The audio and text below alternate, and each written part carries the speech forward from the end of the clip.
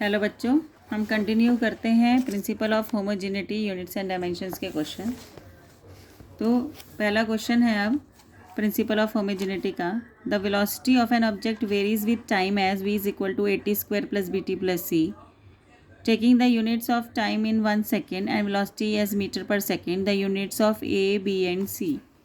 अब क्वेश्चन है हमारा v is equal to AT square plus BT plus C।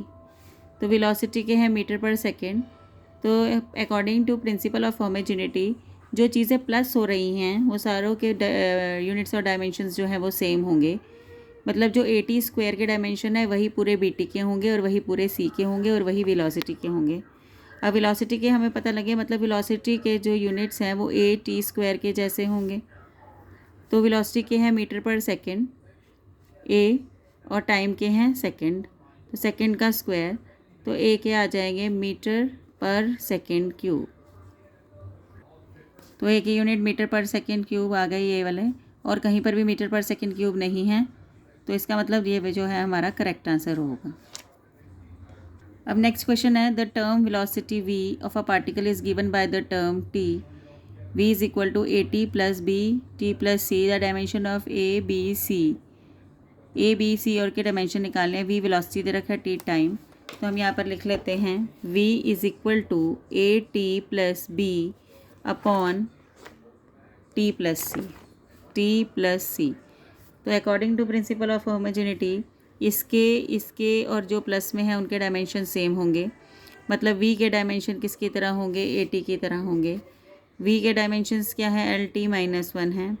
a के हमें निकालने हैं, t के t हैं। a के हो जाएंगे LT minus 1 divided by T, LT minus 2 is equal to किसके डायमेंशन आ गए, a के डायमेंशंस आ गए। और इसी तरह से हम b के डायमेंशंस निकाल लेंगे, b plus T plus C। तो C और T के डायमेंशन तो टाइम की तरह ही होंगे, तो ये टाइम हो गया। और ये वेलोसिटी, b के डायमेंशन LT माइनस 1, ये T ऊपर जाएगा तो T, तो b के डायमेंशन L की तरह होंगे। v is equal to B by T, मतलब कि C और T प्लस हो रहे हैं तो C और T के डायमेंशन सेम होंगे।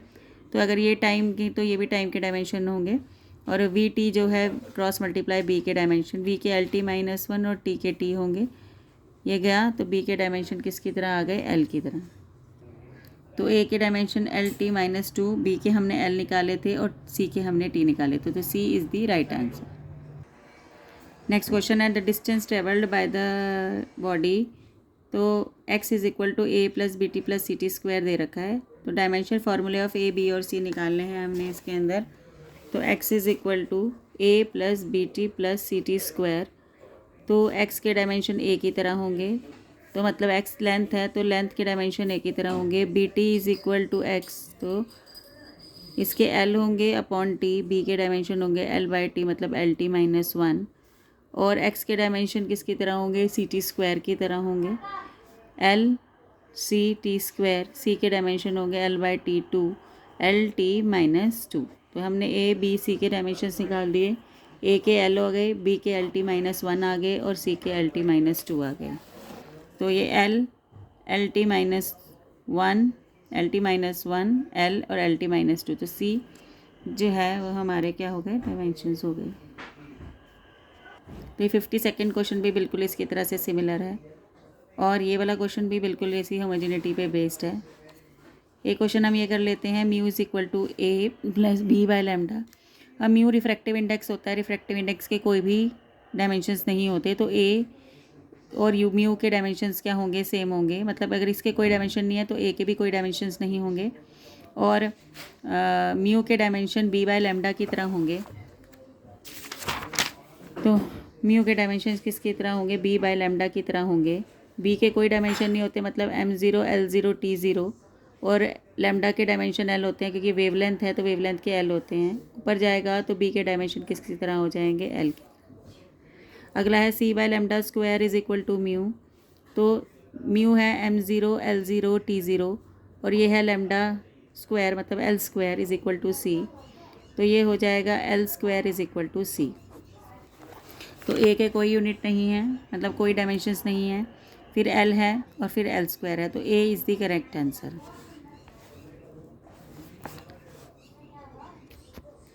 अब हम करेंगे conversion of physical quantity from one system of the unit to another. हमने surface tension of the liquid in CGS system is 45 dyne per centimetre, it's value in SI system is. तो SI system में 45 dyne per centimetre को हमने 45 dyne per centimetre को हमने Newton पर metre में करना है। पहले हम डाइन को न्यूटन में करेंगे, 10⁵ आ जाएगा न्यूटन, और सेंटीमीटर को मीटर में करेंगे तो ये आ जाएगा 1 सेंटीमीटर में 10⁻⁻² मीटर होते हैं। -2 ऊपर जाएगा तो क्या हो जाएगा, +2 हो जाएगा, -5 +2 10⁻³ 45, तो हो जाएगा 45 × 10⁻⁻3, तो 0.045 इसका आंसर आ जाएगा। तो यहाँ पर है 0.045 न्यूटन पर मीटर। अब अगला क्वेश्चन है हमारा, if minute is the unit of time, 10 metre per second is the unit of acceleration and 100 kg is the unit of mass, the new unit of work in joule is.